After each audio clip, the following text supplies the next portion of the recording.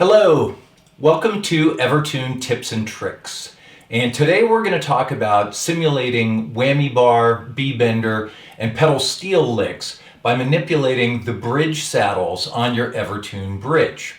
So, anybody who's played an EverTune equipped guitar probably knows that if you push down on the saddles, you can raise the pitch of the strings.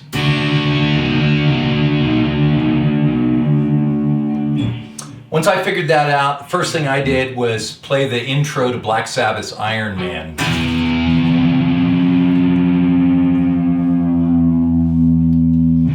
And that was super fun. Then I got to thinking about Jimmy Page's Heartbreaker solo and all the crazy bends that he does on the G string with that.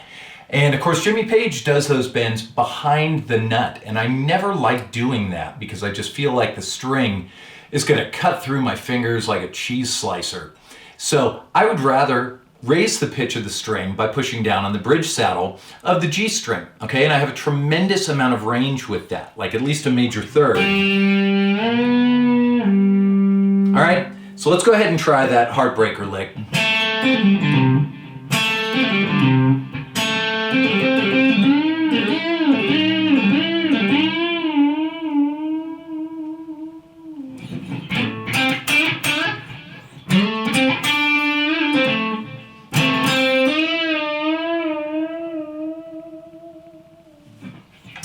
Another cool thing you can do is hit a chord and raise a pitch of one or more of the strings like you can do on a pedal steel. And a good way to start that is just with these harmonics at the 12th fret. And all I'm doing there is raising the B string by a half step.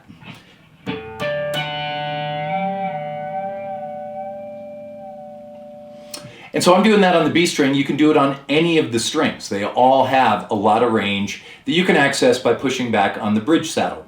Now, one of the cool things about a pedal steel is you can bend more than one string at a time, and you can bend them by different intervals.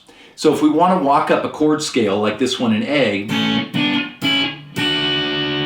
to get from that third degree of the scale to the fourth degree, with a bend, I'm going to need to bend the B string by a whole step, and the G string by a half step.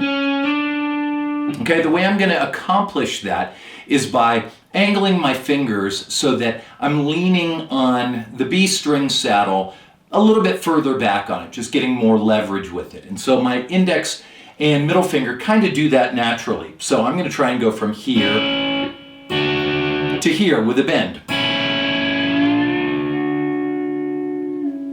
Okay.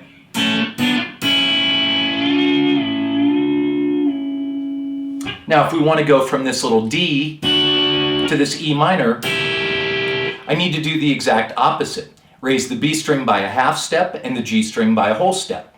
I'm going to do that by just reversing the posture of those fingers.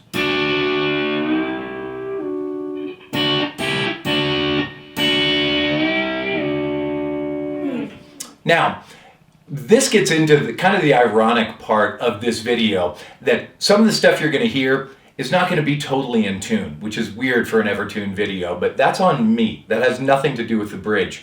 And even after all these shenanigans that I've done here, this guitar is still going to be perfectly in tune.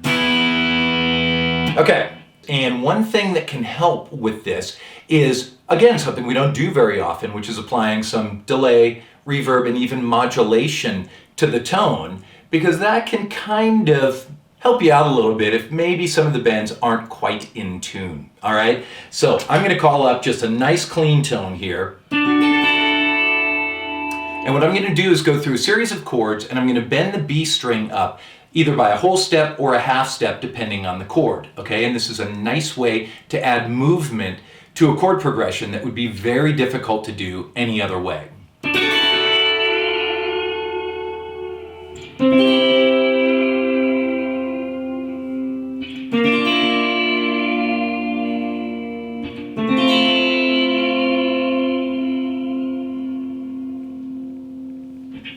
Some other pedal steel style licks that I like to do include this, taking a sus2 chord and bending it up to a major chord.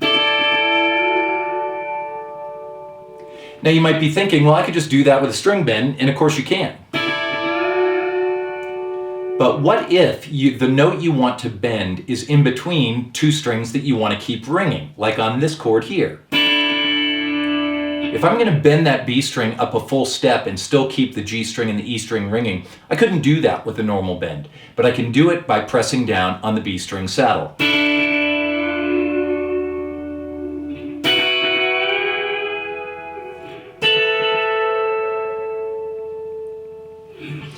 Now, if we can do these kind of bends, I should be able to do them on, say, the B and the D strings. That'll give rise to these kind of moves.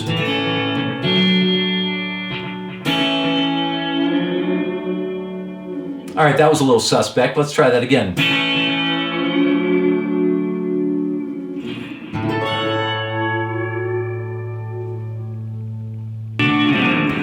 All right, so you can do this on any of the strings here. I can do it on low strings.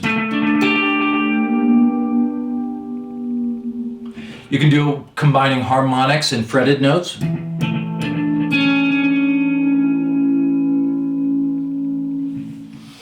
As I said, it's just a nice way to add some movement to a chord progression that might not be possible any other way. But they are only as in tune as you are. But with a little bit of practice, I think you're going to see there's a lot you can do with this in very, very musical ways.